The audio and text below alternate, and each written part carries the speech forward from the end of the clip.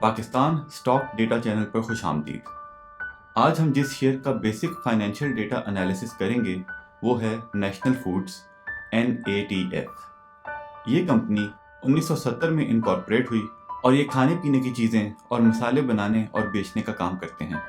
इस कंपनी का फाइनेंशियल साल जून में ख़त्म होता है। पिछले 4 साल की कारकर्दगी देखें तो इनकी सेल्स और प्रॉफिट में इजाफा हो रहा है और पिछले 2 सालों में ज़्यादा इजाफा हुआ। इस कंपनी ने 2021 का रिजल्ट अनाउंस किया तो 100% डिविडेंड और 25% बोनस भी दिया। पिछले 4 सालों में ये हर साल मुसलसल डिविडेंड और बोनस देती आ रही है। एक बात जानना जरूरी है कि इस कंपनी के शेयर की फेस वैल्यू है 5 रुपए। जिस कंपनी के शेयर की फेस वैल्यू 10 रुपए होती है, अगर वो 50% डिविडेंड दे तो इसका मतलब होता है कि डिविडेंड 5 रुपए का है। जिस कंपनी के शेयर की फेस वैल्यू 5 होती है और अगर वो 50% डिविडेंड दे तो इसका मतलब होता है कि डिविडेंड 2.5 रुपए का है। तो इस तरह इस कंपनी का 2021 का डिविडेंड बना 5 रुपए। हो सकता है आप ये सोच रहे हो कि अगर इस कंपनी का प्रॉफिट हर साल बढ़ रहा है तो इसकी EPS मतलब अर्निंग पर शेयर कम क्यों हो रही है। ये हर साल बोनस शेयर्स देते हैं जिससे कंपनी के शेयर्स की तादाद में इजाफा हो जाता है।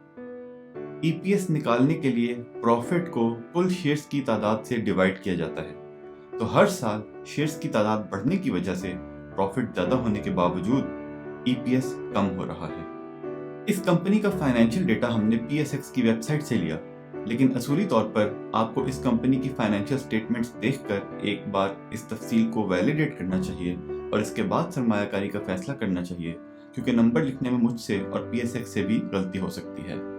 असूली तौर पर तो हमें किसी कंपनी में सरमायाकारी करने से पहले इसकी पूरी फाइनेंशियल स्टेटमेंट्स पढ़नी चाहिए, लेकिन सेल्स, प्रॉफिट और पे आउट के बाद सबसे ज़्यादा अहम यह है कि हम इस कंपनी की डायरेक्टर्स रिपोर्ट पढ़ें। इस वीडियो में हम डायरेक्टर्स रिपोर्ट में सिर्फ फ्यूचर आउटलुक को देखेंगे, जिससे कुछ अंदाज़ा हो सके कि क्या ये कंपनी अगले सालों में एक्सपेंड करने का इरादा रखती है या इन्हें कारोबार कम होता नजर आ रहा है। रिपोर्ट के मुताबिक डायरेक्टर्स ने आम बातें ही की हैं कि कंपनी के लिए क्या रिस्क हैं और कंपनी की पूरी कोशिश है कि वो अपने कारोबार में इजाफा करे। कोई बहुत ज़्यादा गौरतलब बात महसूस नहीं हुई। इनकी अर्निंग पर शेयर वैसे ठीक है, लेकिन पे आउट बहुत अच्छे हैं। फिर खाने पीने की अशिया के कारोबार में और नेशनल फूड्स जैसी मशहूर कंपनी के कारोबार में कमी आने की तवक्को कम ही है। 4 साल से मुसलसल अच्छा पे आउट देकर उन्होंने साबित किया कि ये एक अच्छा शेयर है और ये 1 साल पे आउट देकर खामोश नहीं हो जाता, बल्कि अपने शेयर होल्डर्स को हर साल कुछ न कुछ देता जाता है। ऐसी कंपनियों का शेयर अगर वक्ती तौर पर नीचे आ भी जाए तो कुछ अरसे बाद ऊपर भी चला जाता है। अब हम अंदाजा लगाने की कोशिश करते हैं कि क्या इस कंपनी का शेयर एक ऐसी प्राइस पर ट्रेड कर रहा है जहां से इसे लॉन्ग टर्म के लिए खरीदा जा सके। वैसे तो बड़े प्लेयर्स के लिए कोई कीमत ज्यादा या कम नहीं होती, लेकिन फिर भी अंदाजा लगाने की कोशिश करते हैं। 24 सितंबर को इसकी क्लोजिंग प्राइस थी 211 रुपए 19 पैसे। 7 सितंबर को जब इसका रिजल्ट अनाउंस हुआ तो इसकी प्राइस थी 227 रुपए 49 पैसे। इससे एक दिन पहले ये 234 तक भी गया था, लेकिन फिर थोड़ा नीचे आ गया। बड़े प्लेयर्स की आजकल की स्ट्रेटेजी यही है कि जैसे ही किसी कंपनी का रिजल्ट आता है तो चाहे रिजल्ट अच्छा हो या बुरा, वो शेयर्स बेचकर निकल जाते हैं, जिसकी वजह से कंपनी के शेयर्स की प्राइस वक्ती तौर पर कम हो जाती है। इसकी बुक क्लोजर 8 अक्टूबर को है और एक्स डेट इससे 2 ट्रेडिंग डेज पहले की होती है, वो है 6 अक्टूबर। मतलब अगर आप इसके बोनस और डिविडेंड लेना चाहते हैं तो इसको एक्स डेट से एक दिन पहले खरीदना होगा, जो 5 अक्टूबर बनती है। अगर ये 24 सितंबर की कीमत पर ही एक्स हुआ तो एक्स होने के बाद इसकी कीमत होगी 164 रुपए 95 पैसे।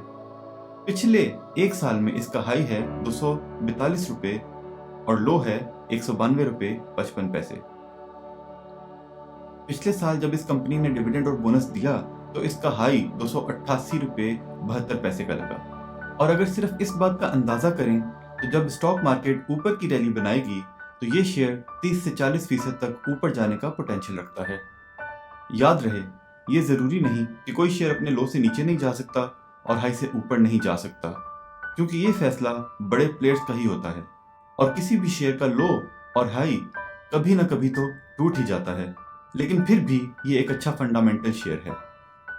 आखिर में एक और ज़रूरी डेटा देखते हैं जो है पीई, प्राइस अर्निंग। ये हमें बताता है कि किसी शेयर की प्राइस इसकी अर्निंग से कितने गुना ज़्यादा है। परफेक्ट इन्वेस्टमेंट वर्ल्ड में ये तकरीबन 8 से 10 होनी चाहिए, लेकिन बड़े प्लेयर्स की स्वाप जीत पर ही चलती है। कुछ शेयर्स में ये 2 भी हो जाती है और कुछ में 20 भी हो जाती है। बड़े प्लेयर्स और उनकी गेमें, अगर हकीकत को मद्देनजर रखकर बात करें तो इसकी पीई बहुत ज़्यादा है, लेकिन जैसा मैंने कहा कि कुछ शेयर्स और कुछ सेक्टर्स के शेयर्स की पीई 10 से ज़्यादा होती है, जैसे फूड्स, और कुछ की कम, जैसे टेक्सटाइल।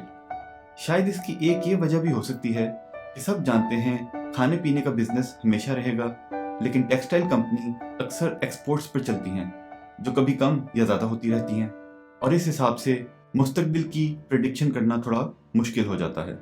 बहरहाल असल वजह तो प्लेयर्स ही जाने हैं।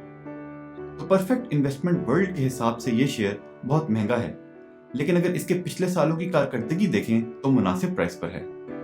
2018 में पीई 38 और 2021 में 33 है। अगर 24 सितंबर की बात करें तो पीई 31 बन रहा है। जब मार्केट ऊपर जाए तो ये 2020 के पीई 50 तक भी जा सकता है, और इस हिसाब से भी ये शेयर 40% ऊपर जाने का पोटेंशियल रखता है। लेकिन मैंने ऐसा नहीं कहा कि यहाँ से नीचे नहीं आ सकता, क्योंकि स्टॉक मार्केट में कुछ भी हो सकता है।